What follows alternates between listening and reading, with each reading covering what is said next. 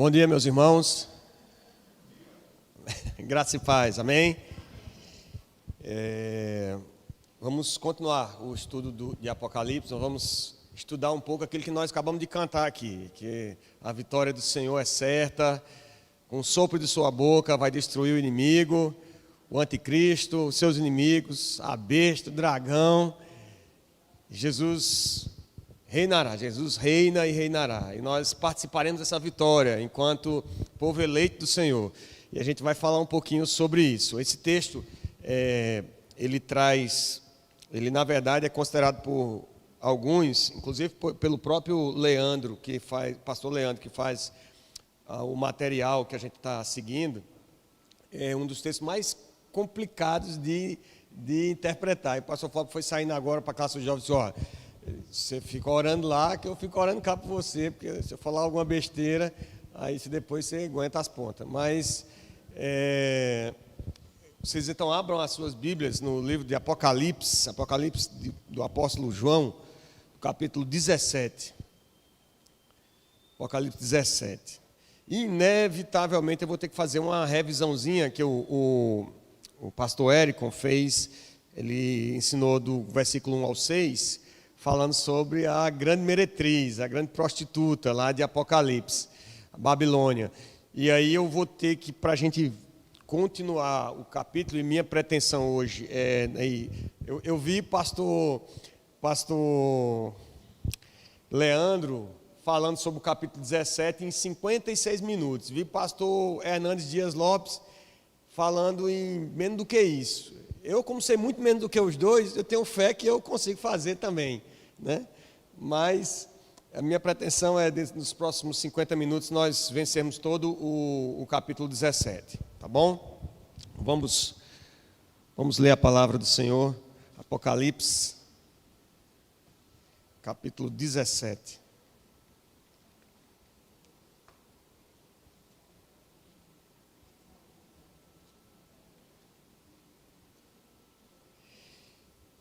E você que está em casa também pode abrir a sua Bíblia e acompanhar a leitura atentamente da palavra do Senhor. Diz assim o texto sagrado: Veio um dos 7 anjos que tem as 7 taças e falou comigo, dizendo: Vem, mostrar-te-ei o julgamento da grande meretriz, que se acha sentada sobre muitas águas, com que se prostituíram os reis da terra, e com o vinho da sua devassidão foi que se embebedaram os que habitam na terra. Transportou-me o anjo em espírito a um deserto, e vi uma mulher montada numa besta escarlate, besta repleta de nomes de blasfêmia, com 7 cabeças e 10 chifres. Achava-se a mulher vestida de púrpura e de escarlata, adornada de ouro, de pedras preciosas e de pérolas, tendo na mão um cálice de ouro, transbordante de abominações, e com as imundícies da sua prostituição, na sua fronte achava-se escrito um nome, um mistério: Babilônia, a grande, a mãe das meretrizes e das abominações da terra. Então vi a mulher embriagada com o sangue dos santos e com o sangue das testemunhas de Jesus. E quando a vi, admirei-me com grande espanto. O anjo, porém, me disse: por que te admiraste? Dir-te-ei o mistério da mulher e da besta, que tem as 7 cabeças e os 10 chifres, e que leva a mulher. A besta que viste era e não é, está para emergir do abismo e caminha para a destruição. E aqueles que habitam sobre a terra, cujos nomes não foram escritos no livro da vida, desde a fundação do mundo, se admirarão, vendo a besta que era e não é, mas aparecerá. Aqui está o sentido que tem sabedoria. As 7 cabeças são 7 montes, nos quais a mulher está sentada. São também 7 reis, dos quais caíram 5. Um existe e outro ainda não chegou. E quando chegar, tem de durar pouco. E a besta que era e não é, também é ele o 8º rei. E procede dos 7 e caminha para a destruição. Os 10 chifres que viste são 10 reis, os quais ainda não receberam reino, mas recebem autoridade como reis, com a besta durante 1 hora. Tem esses um só pensamento e oferecem à besta o poder e a autoridade que possuem. Pelejarão eles contra o Cordeiro, e o Cordeiro os vencerá, pois é o Senhor dos senhores e o Rei dos reis. Vencerão também os chamados, eleitos e fiéis que se acham com ele. Falou-me ainda, as águas que viste onde a meretriz está sentada são povos, multidões, nações e línguas.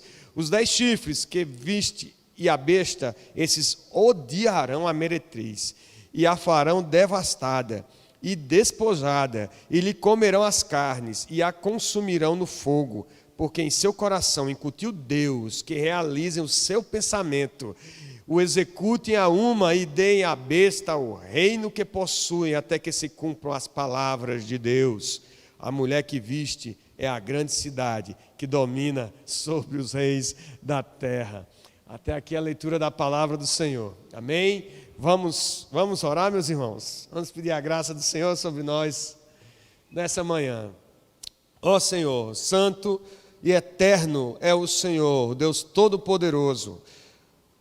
Ó Deus, porque o Senhor é o Senhor dos senhores, e porque Jesus é o Rei dos reis, e porque essa palavra é verdadeira, é que nós nos colocamos aqui hoje. Nós estamos conscientes das nossas limitações, da nossa incapacidade de compreender o que está escrito aqui. Mas sabemos que aquilo que nos foi revelado, Senhor, foi nos revelado para o entendimento da Tua vontade, para a glória do Teu nome, Senhor, para a edificação da Tua igreja. E te pedimos pela Tua misericórdia, Senhor, que o Senhor nessa manhã, o Senhor apraza-te em falar ao nosso coração, apesar de nós, das nossas limitações, da vaidade do nosso coração, apesar das concupiscências da carne, apesar, Senhor, dos nossos pecados. Nós suplicamos pela Tua muita misericórdia, que não te ires, Senhor, conosco nessa manhã, mas que uses de graça, de bondade, de misericórdia, e nos alcance, Senhor, nessa manhã, com o poder do Teu Santo Espírito, desfazendo, Senhor, todo medo, lançando fora toda ansiedade, mas que aprendamos de Ti, Senhor, e da Tua palavra, nos revistamos do novo homem, fortalecidos no Senhor, esperemos ansiosamente a volta do nosso Redentor. Maranata, Senhor, cumpre a Tua vontade nesta manhã, que o Senhor já decretou desde há muito tempo, e para a glória do Senhor, apesar de nós, assim te oramos, com o perdão dos nossos pecados, em nome de Jesus. Amém. Queridos, os capítulos agora que a gente... Lembra que a gente fala que o Apocalipse ele é repetitivo muitas vezes, ele traz ciclos para se contar a mesma história, né? Uma época que não havia internet, uma época que não havia imprensa, então as cartas, quando elas traziam uma temática, e especialmente essa carta de Apocalipse, ela tem essa característica, ela traz muitas vezes a mesma história sendo contada e recontada com diferentes nuances, com diferentes ênfases, para ir aos poucos, para fixar a história e para aos poucos ir desvendando certos detalhes dessa história. E nós nos encontramos agora num dos últimos ciclos de Apocalipse, começa aí no capítulo 17, vai até o verso 19. E esse texto aí, ele vai trazer a ênfase aqui, vai ser exatamente na vitória. A gente já viu muita praga, já viu muito cálice de ira, já viu muito tormento e dor. Agora a gente vai ver a ênfase agora na vitória de Cristo e na vitória dos eleitos sobre os inimigos do Senhor. E aqui, especialmente nesse capítulo 17 que nós lemos, a gente vê a vitória sobre alguns inimigos. A gente vai ver nesse ciclo todo aí a vitória sobre os 5 inimigos de Deus e 5 inimigos de Cristo em Apocalipse, né? Dá para a gente lembrar de alguns inimigos de Cristo em Apocalipse? Falso profeta, muito bem. O que mais? A besta, o que mais? O dragão. Que mais? Tem a meretriz, falta só uma figura que vai receber aí o poder, ele é uma figura, João vai falar na sua carta também a respeito dessa figura que sai do nosso meio, mas não é dos nossos, o anticristo, né? Então, que vai personificar o poder da besta, né? Essa figura que é uma imitação. Como tudo que a gente vai ver no texto de hoje, a gente vai ver que o diabo sempre tenta imitar a Cristo. E ele, na história, ele vai tentar imitar também. A figura do anticristo é uma imitação de Cristo. Na melhor das hipóteses, uma paródia a respeito de Cristo. Então, o pastor Érico falou aqui na semana passada, no começo dos versículos aí, do começo do capítulo, versículo 1 ao 6, a descrição que João vai dar, o anjo vai dar a João, a respeito dessa meretriz, essa prostituta. E a descrição aí, ela está associada nesse momento, está num trabalho de cooperação aqui com a besta, e analisando historicamente, aí eu fui pegar peguei um comentário de Moody, ele concorda com isso, e peguei alguns outros comentários na internet, e aí os pré-reformadores, né, os irmãos do século X, XI, XII, os valdenses, os albigenses, os boêmios, lolados, que são movimentos de resgate da fé genuína antes do movimento da reforma necessariamente. Todos esses irmãos, há registros deles, como também dos reformadores, Lutero, Tyndale, Knox, o próprio Calvino, e inclusive na Bíblia de Genebra, de 1560, há um comentário sobre esse capítulo 17, muito interessante, que eu quero ler para vocês. Diz assim: a besta significa uma Roma ante a mulher que se assenta sobre ela, a nova Roma, que é o papado, cuja crueldade e derramamento de sangue são declarados pela cor escarlate e é cheia de idolatrias, superstições e desprezo pelo Deus verdadeiro. Esta mulher é o anticristo, ou seja, o Papa, com o completo corpo de suas imundas criaturas, conforme exposto no versículo 18. E havia essa crença de que essa profecia estava se cumprindo no tempo da reforma, pré-reforma, tempo da reforma, na figura da própria Igreja Católica Romana e do Papa, como sendo a personificação, o cumprimento da figura da besta e da Babilônia, da meretriz. Eu vou trazer alguns dados aqui a respeito da perseguição que a ordem dos jesuítas, a própria Inquisição trouxe a irmãos fiéis, e que nós não podemos, a título do respeito que temos por outras religiões, descurar, né, desprezar que pelo menos em parte houve o cumprimento sim dessa profecia na Igreja Católica Romana e o seu poder na história, porque a meretriz aqui, a besta, ela representa muito mais do que uma pessoa, como muitas vezes os reformadores queriam colocar na figura do Papa essa personagem, mas sim um sistema, um poder que foi instituído de modo a revelar falsamente uma religião que não era a religião verdadeira. Então, e aqui novamente eu trago essa questão da imitação, né? Da mesma forma que o diabo desde o princípio ele quis ser Deus, ele quis ser igual a Deus, e ele tenta imitar Deus em todo o seu procedimento. Ele tenta aqui e essa figura é bem interessante, esse símbolo aqui, porque da mesma forma que a igreja é a noiva do Senhor, aqui a gente tem uma outra figura de mulher que não é noiva, ela é prostituta, ela é a igreja falsa, ela é a meretriz. O diabo então tenta imitar a noiva do Senhor com essa figura paralela, que seria a meretriz, a prostituta. A noiva é a igreja verdadeira, a prostituta, a igreja apóstata. A Babilônia representa então a cidade do mundo, enquanto que a Nova Jerusalém, a habitação celestial dos santos, a habitação de Deus. Então esses paralelos são bem interessantes para nós entendermos por que foi escrito com essas figuras. A mulher então representa a falsa igreja, não uma igreja em si, mas o sistema eclesiástico de Satanás. Esse sistema que quer enganar o homem, dizer que todos os caminhos levam a Deus, que o ecumenismo é a saída, porque se nós amarmos o nosso próximo e todos nos dermos as mãos, nós vamos estar fazendo a vontade de Deus, a despeito de qualquer Deus e qualquer fé que você professe.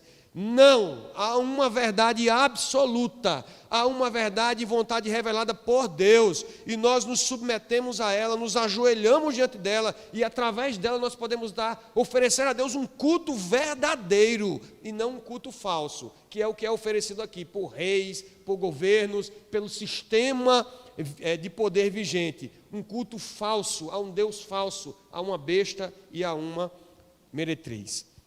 Então, essa mulher representa, de um modo geral, não apenas uma situação. No tempo de João, ele acreditava então que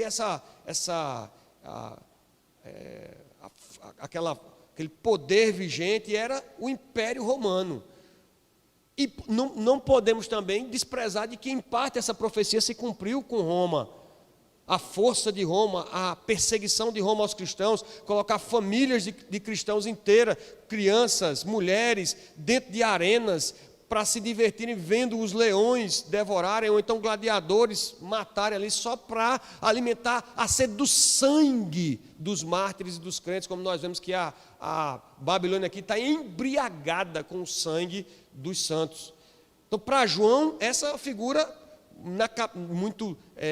representava bem, o Império Romano na época representava bem essa personagem, mas dentro de uma visão de revelação progressiva das Escrituras Sagradas, Roma representou sim, mas em parte nós caminhamos para um momento também em que um sistema será o sistema econômico, político e um sistema religioso também será montado de modo à adoração a um Deus falso, a uma adoração que não é o culto verdadeiro ao Deus verdadeiro e também não apenas a uma imitação, mas uma cultura contrária, inimiga da piedade, inimiga do culto ao Deus verdadeiro. Então, é uma cultura contra Cristo, um sistema que imita ou omita Cristo e uma cultura contra Cristo. É uma religião de ostentação. Perceba que essa mulher, ela não está apenas vestida de forma aparatosa, ela está com uma roupa vermelha, escarlate, púrpura, é uma coisa que chama a atenção, é sensual, ela está acha sentada sobre muitas águas. Versículo 3: transportou-me o anjo em espírito a um deserto e viu uma mulher montada numa besta escarlate, besta repleta de nomes e blasfêmias, com 7 cabeças e 10 chifres. Versículo 4, ele diz que ela achava-se vestida de púrpura e escarlata, adornada de ouro, de pedras preciosas e de pérolas, tendo na mão um cálice de ouro. Então, esse sistema religioso, ele é também um sistema, se traduz como uma religião de ostentação.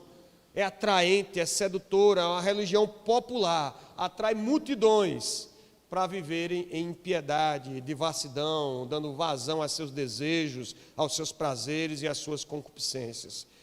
É conhecida também pela sua violência, porque esse cálice de ouro que ela tem na mão é um cálice de ouro transbordante de abominações e com as imundícias de sua prostituição. Na sua fronte achava-se escrito um mistério: Babilônia, a grande, a mãe das meretrizes das abominações da terra. E versículo 6: então vi a mulher embriagada com o sangue dos santos e com o sangue das testemunhas de Jesus. Então não é só um sistema religioso, a gente vai ver que a besta representa um sistema político-econômico, enquanto a meretriz ela representa um sistema religioso, mas não é só um sistema que se traduz em vaidade, em ganância, em ostentação, mas também é um sistema conhecido pela violência. Está embriagada com o sangue dos santos e mártires. Então, João presenciava essa realidade nos dias ali de Domiciano, tal que havia esses espetáculos, né, macabros em que se matavam famílias inteiras de cristãos. A gente vai ter a figura de Nero, e aqui a gente vai ver que a figura de Nero aqui, durante algum tempo na igreja, se acreditava que essa palavra do apóstolo aqui, em que se falando que uma cabeça, a cabeça da besta que estava ferida, que tinha reaparecido e ressurgido e tal, seria a lenda, o mito do Nero redivivo, né? Que era o Nero voltaria, o Nero que tinha sido imperador de Roma, voltaria ainda mais, ainda pior do que a primeira versão dele. Mas, então, esse sistema aqui, representado por essa mulher, pela Babilônia, ela está embriagada com o sangue dos santos e mártires, não só por essa perspectiva de estar representando ali o Império Romano, mas, segundo o pastor Hernandes Dias Lopes, ele não traz a fonte, mas num estudo que ele publicou na internet, ele expõe que em 30 anos de Inquisição foram mortas 150 mil pessoas. E desde o princípio da ordem dos jesuítas, em 1540, desculpem, estima-se que a igreja papal tenha matado aproximadamente 900 mil pessoas, com a Inquisição, com a perseguição da própria igreja. Daí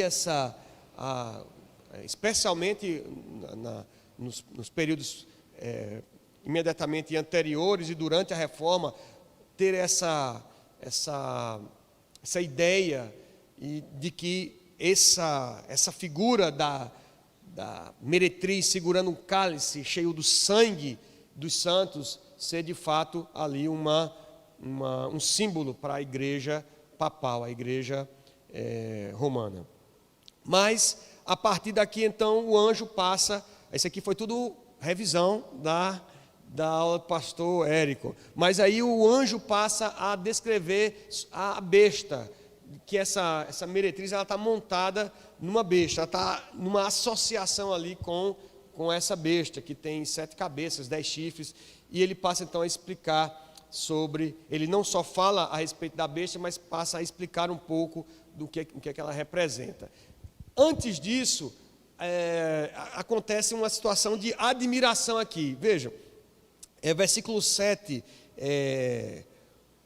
o anjo, no versículo 6, João, quando vê aquela figura daquela mulher, com toda adornada ali e tal, e com um cálice cheio do sangue, ele percebe que aquilo é sangue dos santos, aí ele diz o final do versículo 6, que ele se admirou com grande espanto. E o anjo pergunta para ele, versículo 7, por que te admiraste? Diz-te o mistério da mulher e da besta, que tem as 7 cabeças, 10 chifres, e que leva a mulher. Há uma outra situação de admiração aqui, mais adiante, versículo 8, acompanhe, por favor, na leitura. Ele diz assim, aqueles que habitam sobre a terra, cujos nomes não foram escritos no livro da vida, desde a fundação do mundo, se admirarão vendo a besta, que era e não é, mas aparecerá. Então, há uma primeira admiração aqui do apóstolo, e há uma segunda admiração daqueles que não têm o selo de Deus, o selo do Espírito Santo, aqueles que que não estão com seus nomes escritos no livro da vida. E há aqui algumas interpretações acerca dessa admiração. Primeiro, de que o anjo teria chamado a atenção de João, repreendido João, porque ele teria meio que se fascinado com toda aquela situação.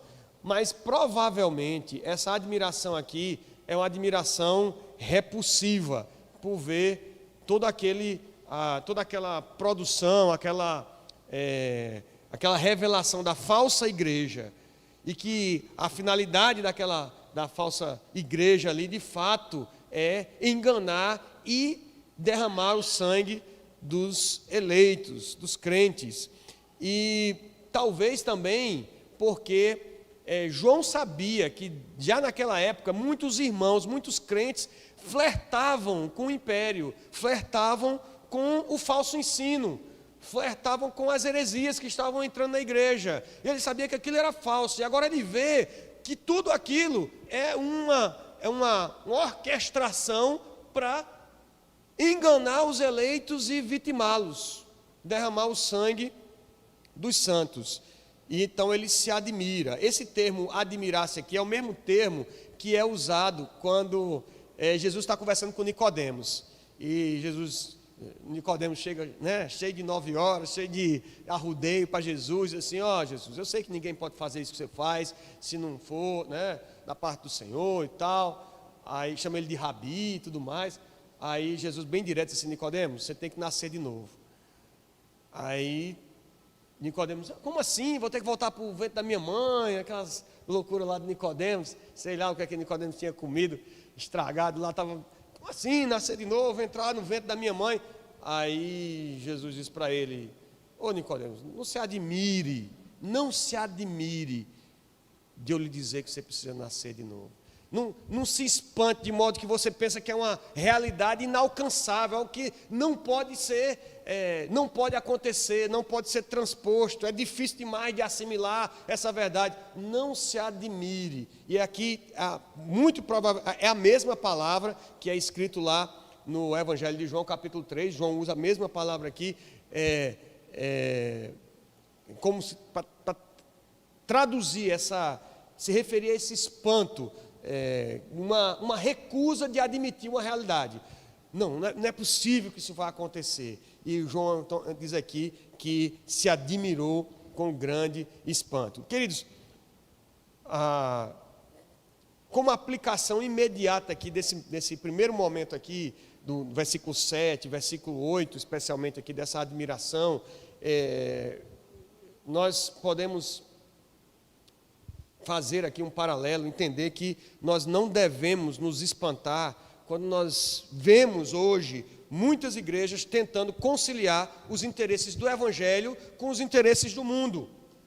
São líderes, são pastores, são pastoras, bispos, cheios de boa vontade, com um discurso que enaltece os aparatos da prostituta, os anéis, as pérolas, o ouro, a vaidade, a prosperidade material, os prazeres desse mundo, tentando conciliar isso com a realidade da igreja, com a vocação da igreja. Na verdade, esses líderes e igrejas buscam um caminho que seja intermediário entre as exigências do Evangelho e as exigências da sociedade. E eles não percebem que estão sendo seduzidos pela Babilônia, pela meretriz, pela grande prostituta, que se embriaga com o sangue dos fiéis.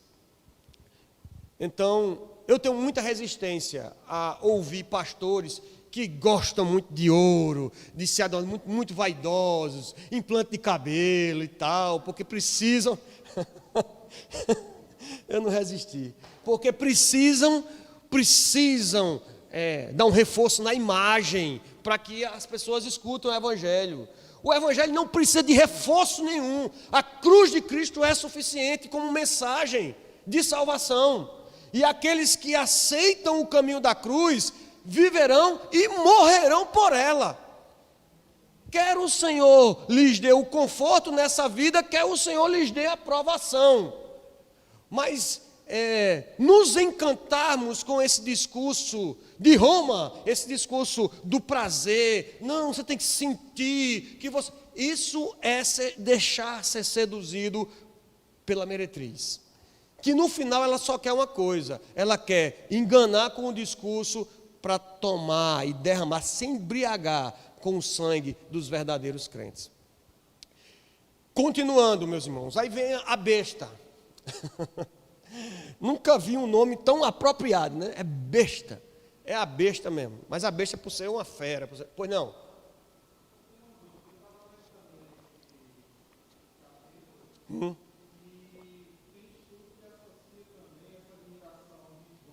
Sim.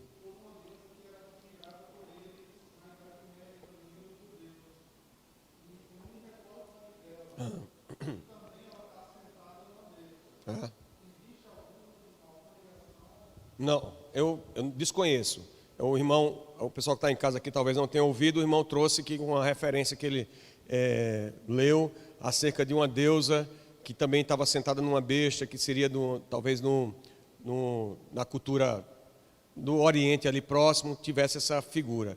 Eu realmente desconheço. Eu li alguns comentários, né, eu li bastante comentário na preparação dessa aula, porque eu não sabia por onde começar, mas não vi nenhuma referência, pelo menos das pessoas assim que tem uma linha mais reformada, não vi nada a respeito disso.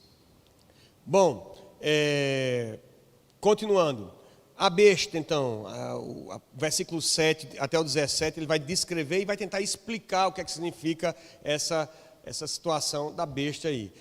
A besta, as características, então, o que ela revela aqui, ela representa esse sistema de governo. Enquanto a meretriz ela é a falsa igreja, a besta representa o falso governo, um sistema anticristão de governo, que vai ser personificado depois na figura do anticristo, mais na frente, que vai ser revelado, mas a besta aqui, ela é esse sistema de governo anticristão e então uma pessoa que vai ser revelada mais adiante na figura do anticristo.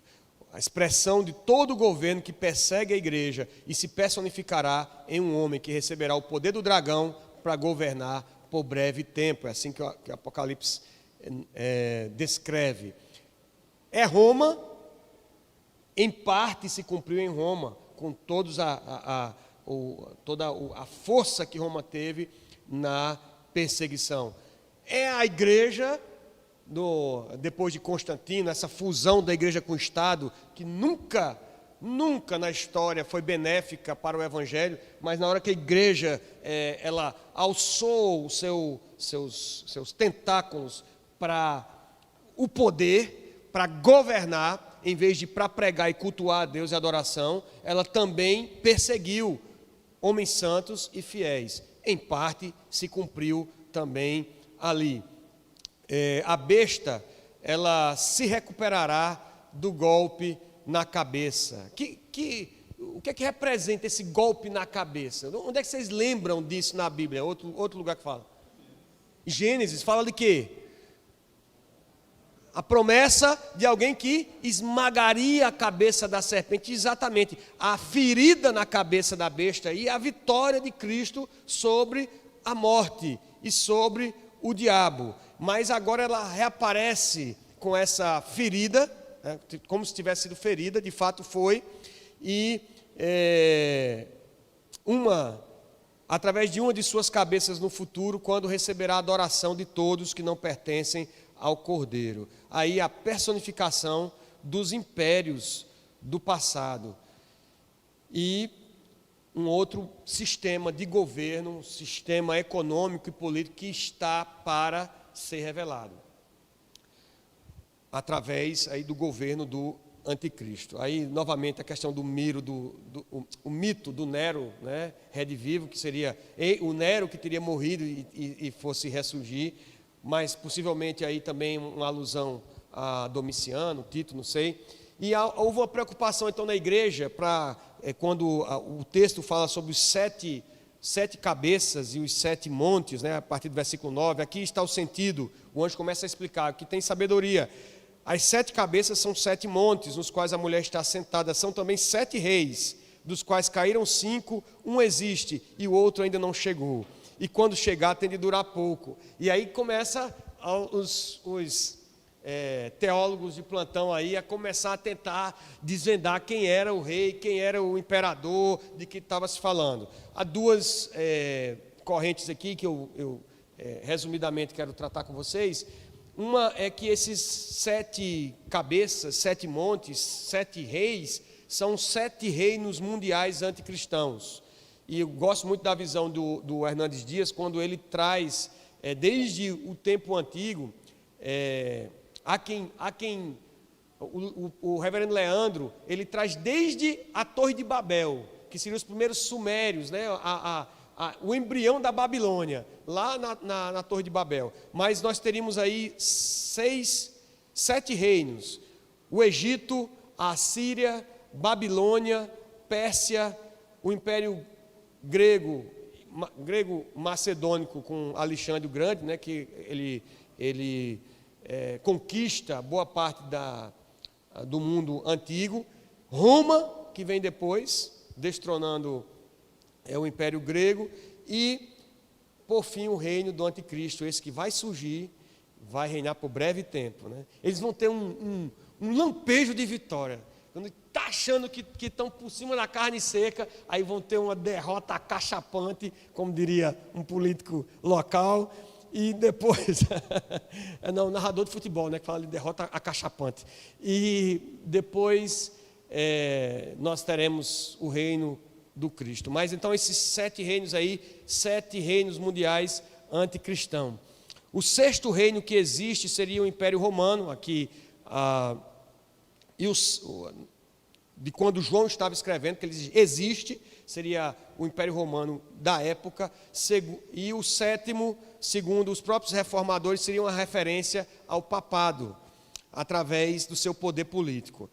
E essa visão é alinhada com a visão de Daniel capítulo 7, que Daniel tem a visão também, lá com o anjo, ele vê os reinos e tal, e outros acreditam que essa seja uma referência a 7 imperadores romanos, né? O pastor Leandro vai até elencar alguns, vai elencar uns 9, 10 imperadores, mas o objetivo, na verdade, não é a gente fixar aqui com exatidão os números, nem exatamente qual foi o reino, mas que existe um padrão para a ação do mal no mundo, que o mundo está sob o controle de Deus, e Deus também, o mal só age com a permissão de Deus. É isso que nós vamos ver, porque ele age por breve tempo, porque a vitória está decretada, a destruição dele está decretada. Deus não deixa de ter o controle nunca, mas o mal opera no mundo, e opera através de poder político, de poder econômico, através de governos também. Então, quando ele faz essa referência a 7 montes, 7 montanhas, Roma até hoje é conhecido como a cidade das 7 colinas. Dizem, e eu vi alguns relatos na internet de algumas pessoas que vão para Roma e que os guias turísticos, inclusive, falam que é a cidade das 7 colinas, a cidade sentada sobre as 7 colinas. Então, Roma personifica bem esse sistema político e econômico, enquanto a meretriz, o aspecto idólatra, pervertido desse governo. Mais uma vez aqui a questão da imitação do próprio Deus, porque ele diz assim, olha só que referência legal, versículo 11, versículo 10 ele diz, dos quais caíram 5, um existe e outro ainda não chegou, e quando chegar tem que durar pouco. Aí versículo 11, e a besta que era e não é, também é ele o 8º rei, procede dos 7 e caminha para a destruição. Veja se não é uma imitação, aquele que era e não é, daquele que era, que é e que há de vir. Deus é original, Jesus é genuíno. Eu em casa meditando, eu disse assim, eu não vou falar isso, mas é porque é muito paraguaio esse não? É muito xing-ling. É o made in Taiwan, é aquele que era, a besta que era e não é. O nosso Jesus é aquele que era, que é e que há de vir. Mais uma vez aqui a questão da imitação, na verdade uma própria paródia com o próprio Deus, com o próprio Cristo. Ele era e não é, está para emergir, caminha para a destruição. O destino dele está selado, tá? Deus o movimento dos governos, o movimento das economias, por mais que nos pegue de surpresa, não surpreende nada a Deus, porque Deus tem o destino deles traçado. E eles se erguerão contra a mensagem do Evangelho, mas o destino deles é a destruição. Eles têm pouco tempo de duração do 7º reino, uma vez que o 6º reino era o presente lá na época de João, o 7º reino, o reino do anticristo, pode ser uma referência a esse tempo que nós vivemos de dispensação cristã, em que nós podemos pregar o Evangelho, e que o dragão foi expulso do céu, e que os eleitos precisam testemunhar, porque é o último tempo, é a última hora, antes da destruição final. Então, como aplicação aqui, meus irmãos, lembrar aos irmãos que a idolatria é a grande arma da besta. É, na verdade, uma imitação do culto verdadeiro. Nós devemos zelar pelo culto verdadeiro.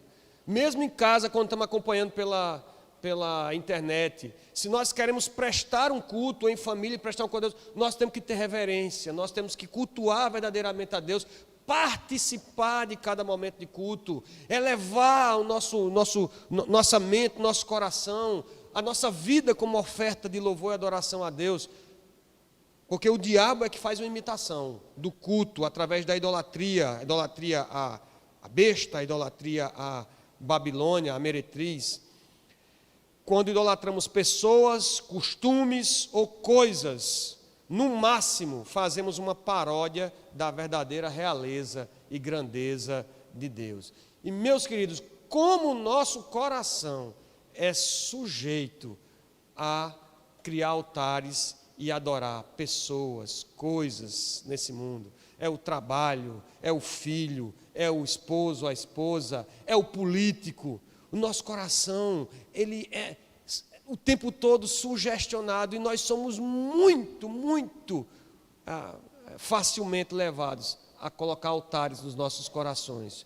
E defendemos, e lutamos, e brigamos, e choramos, e sofremos muito mais por pessoas e por coisas nesse mundo do que pelo Deus que merece o culto verdadeiro, que merece a nossa adoração.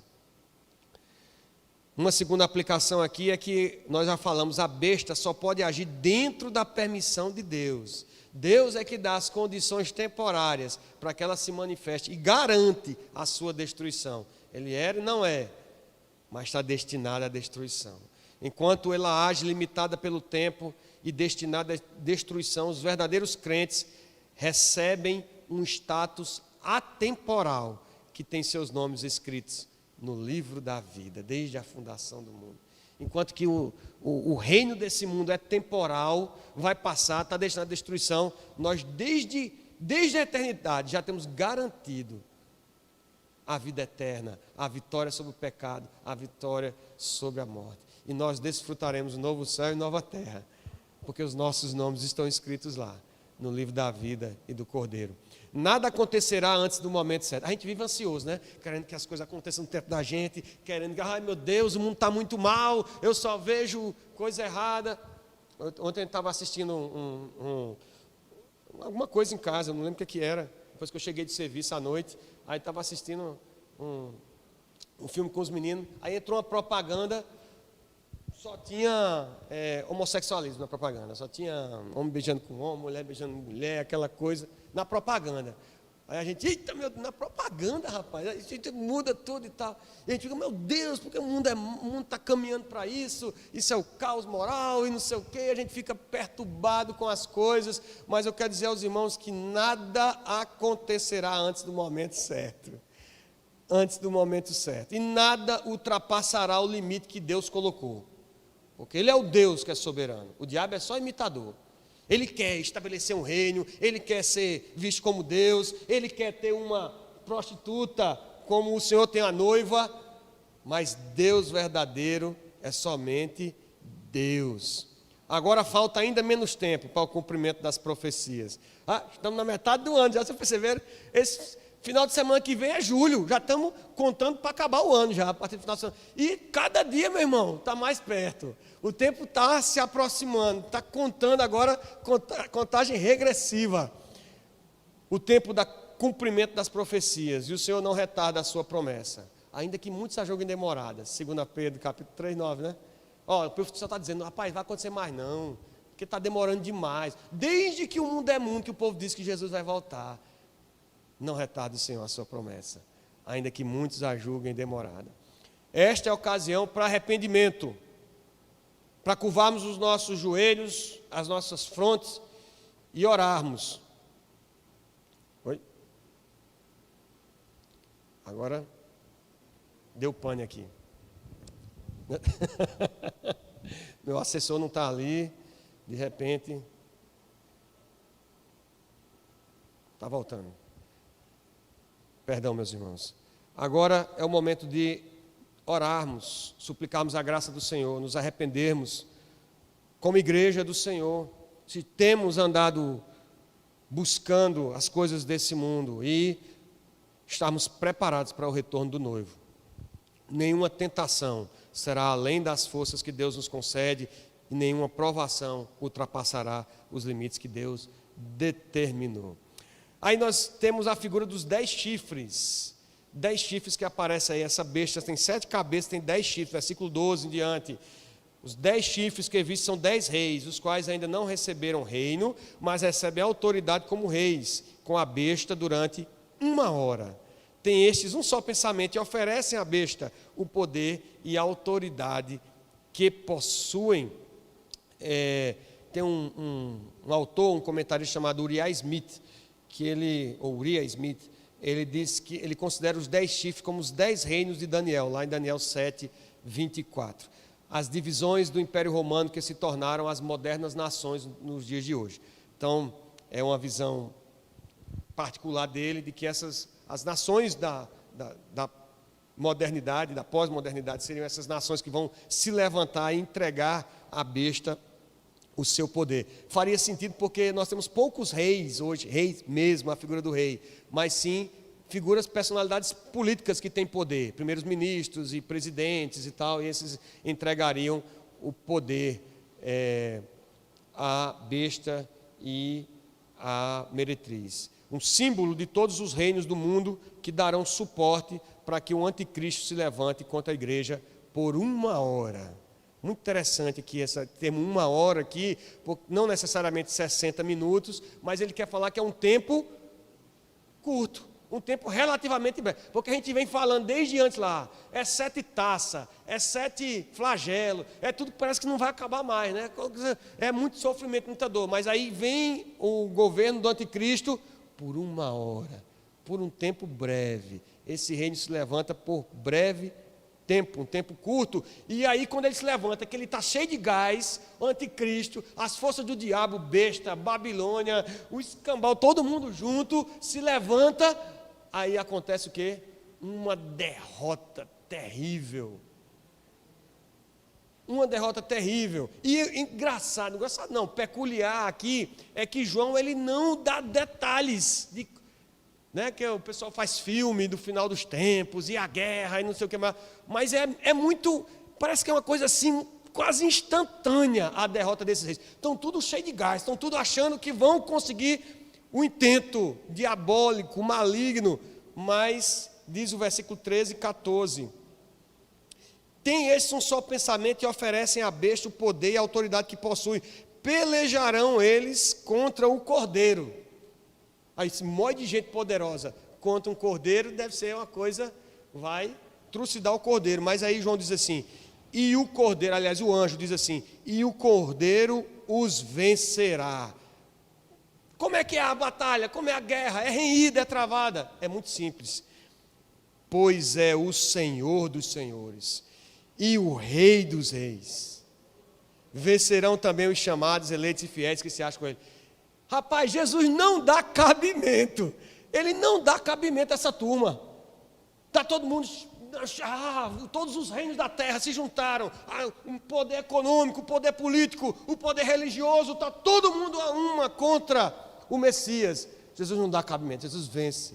E não quer nem saber, porque eu sou o Rei dos reis e sou o Senhor dos senhores, e acabou-se ponto, está todo mundo derrotado.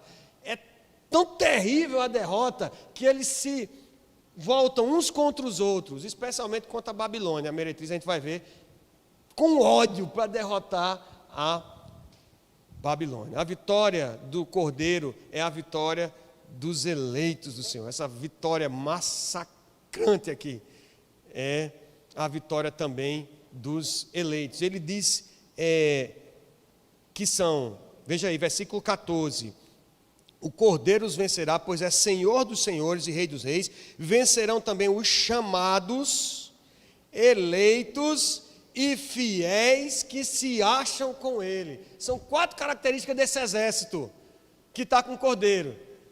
A vitória é nossa, mas a palavra diz que nós somos mais que vencedores. Eu tenho a impressão que Jesus faz tudo sozinho, que a gente está só acompanhando, porque Ele é vitorioso. Não há como ninguém, nenhum ser humano, nenhum ser angelical se levantar contra o Senhor dos Senhores, contra o Rei dos Reis. E a gente está lá junto com Ele, curtindo a vitória, meu amigo. A gente está lá aproveitando da vitória. Quem está lá? Quem é esse exército? Os chamados, eleitos, fiéis, que estão com Ele. São a característica desse exército. São chamados porque nós fomos chamados por Deus através da pregação do Evangelho. O Evangelho fez sentido para a gente, como não faz sentido para muita gente.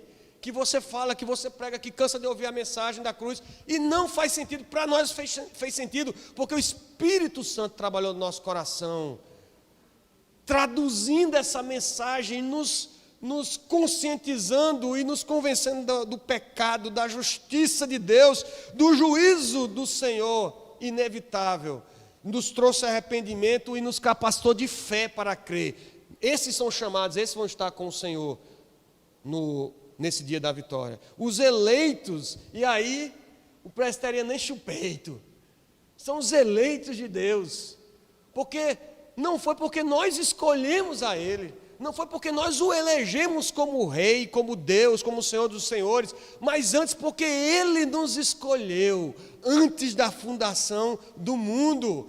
E antes mesmo de eu pensar em ser substância informe, como diz o salmista, Ele escreveu os meus dias, todos escritos e determinados, quando nenhum deles havia ainda.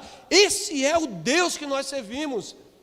Não tem como apagar do livro da vida, não tem borracha celestial, nem diabólica que apague. Não tem como rasgar a página desse livro, porque está selado. Está escrito no livro da vida. Seu nome está lá. Espero que esteja.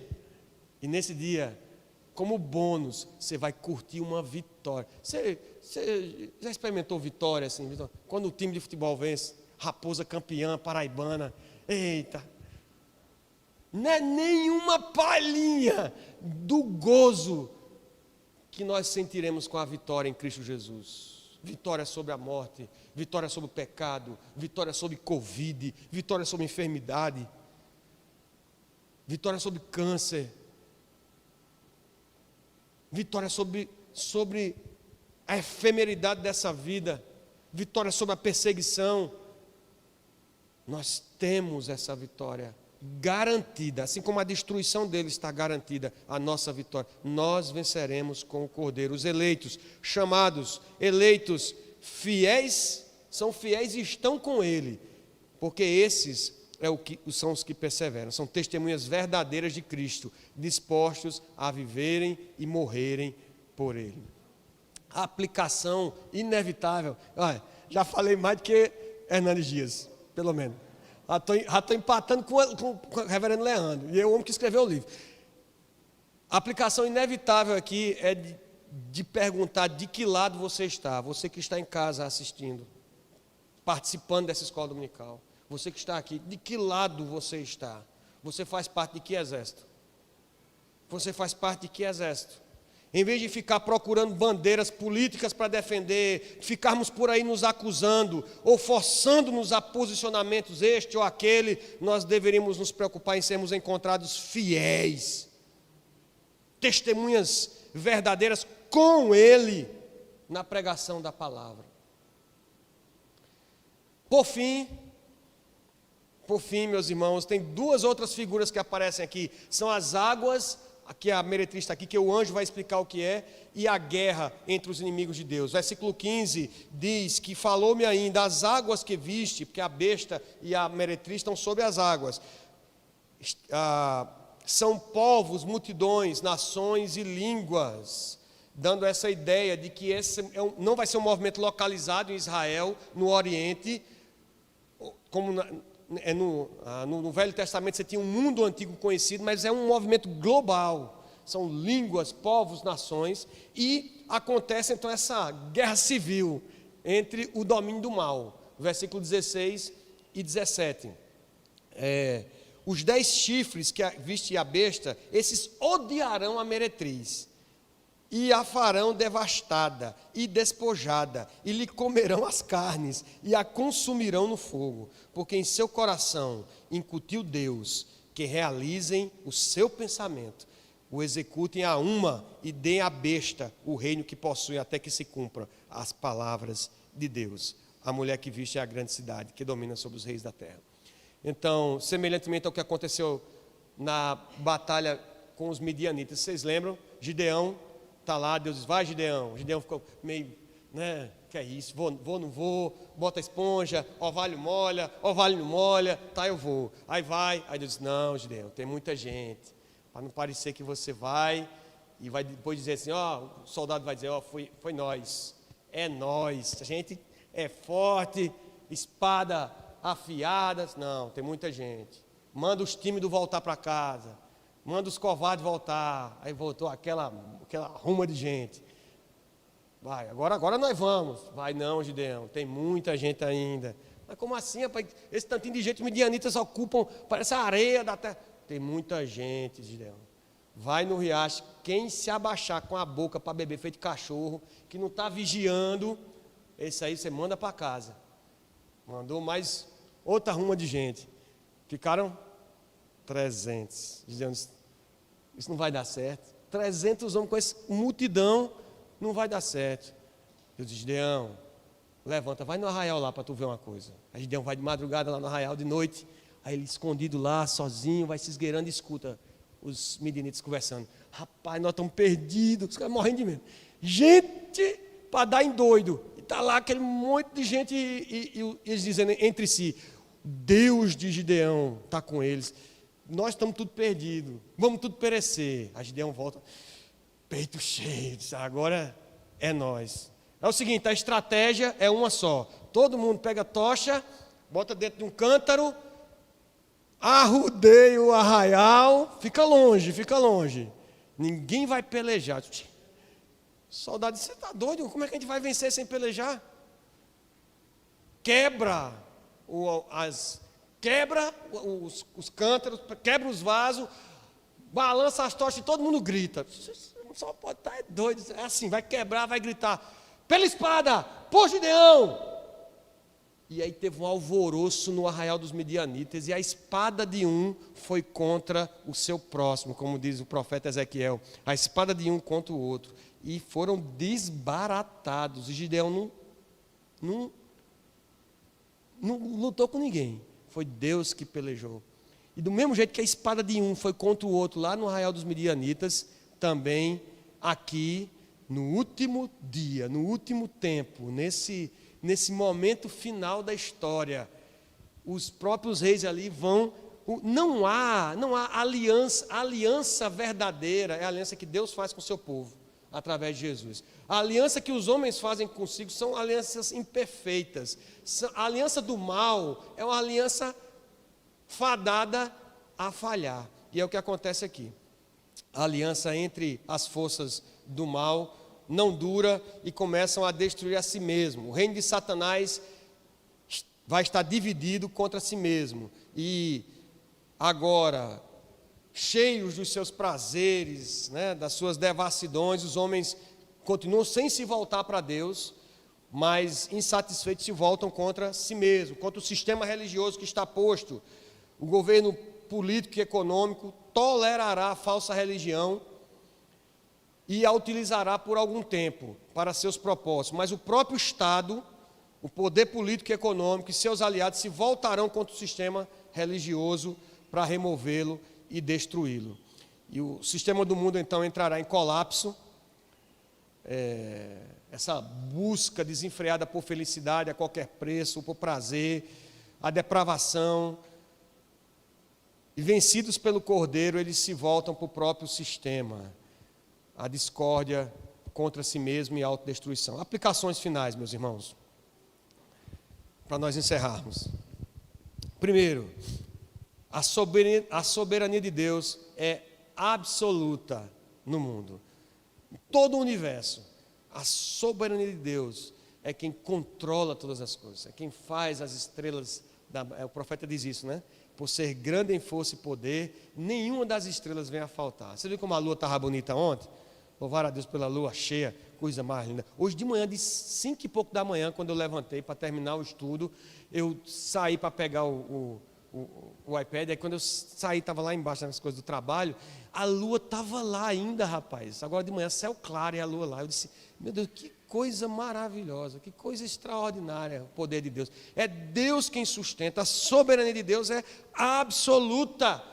Ele faz com que os inimigos guerreiem entre si, porque Ele colocou lá no coração deles que realize o seu pensamento e o execute a ua e dê à besta o reino que possui. Nada foge o poder e a soberania e o juízo do nosso Deus. A única aliança verdadeira é a de Deus com o seu povo, com aqueles que o Cordeiro redimiu. Os prazeres desse mundo terminam em desilusão, ruína e derrota. Os que se deixam seduzir pelas riquezas e prazeres do mundo estarão, no fim, fascinados pela besta, pela meretriz, em vez de estar seguindo a Cristo. Queridos, como nós cantamos, começamos cantando, talvez a gente termine cantando, a vitória de Cristo é certa.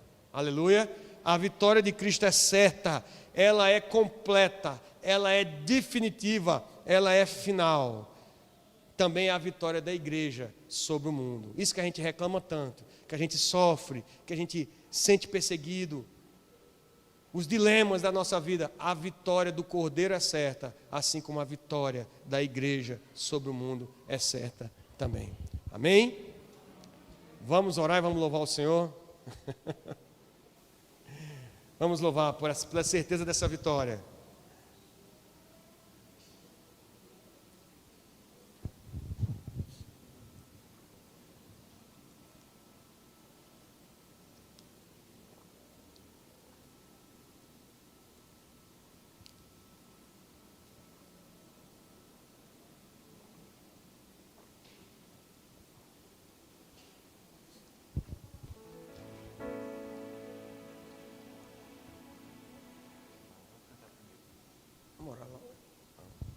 Ok, meus irmãos, vamos orar, queridos.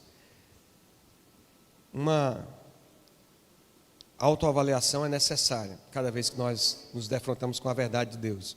É de saber se de fato o nosso coração tem se inclinado para o verdadeiro evangelho ou para as coisas desse mundo. Nós também nos admiramos com os prazeres, com o chamado desse mundo, ou se a nossa admiração é de fato com o poder de Deus e o sangue dos santos que foram derramados na história e continuam sendo derramados hoje na igreja perseguida. Devemos sondar o nosso coração e nos lançarmos na dependência de Deus, confiados na vitória, mas que a gente não vacile. Como bom soldado, nos mantenhamos firmes, eleitos, chamados, que estão com Ele, fiéis que estão com Ele, para a glória do Seu santo nome. Ó Deus, nós te agradecemos pela Tua palavra nessa manhã, te pedimos perdão, Senhor, porque a vaidade do tempo presente, a concupiscência da carne, a soberba nessa vida, tem tornado nosso coração arrogante muitas vezes, tem nos desviado da verdade, temos procurado acomodar nossa consciência com meios termos, com meios caminhos, com atalhos que não são o evangelho da graça e da salvação. Precisamos de Ti, Senhor. Reconhecemos que Tu és soberano sobre todas as coisas. E como soberano que és, Tu nos remiste, Tu nos chamaste, Tu nos elegeste antes da fundação do mundo, Pai, para essa obra tão maravilhosa de no último tempo trazer glória ao plano da redenção, glória ao Cordeiro, ao Rei dos Reis, Senhor dos Senhores, vitorioso com Sua igreja. Ó Deus, nos dá cada dia a consciência da Tua soberana vontade, do Teu soberano poder, em meio à realidade do mal, que se organiza para esse governo do anticristo. E que em vez de nos afligirmos e desesperarmos, que repousemos o nosso coração na confiança da vitória que está decretada, Senhor, na Tua palavra. Em nome de Jesus, Senhor, fortalece o nosso coração, fortalece a Tua igreja, edifica o Teu povo para esse grande e glorioso dia, em que testemunharemos e que desfrutaremos da vitória com o Cordeiro. Em nome de Jesus, perdoa os nossos pecados, ó Pai. É assim que nós te oramos. Amém.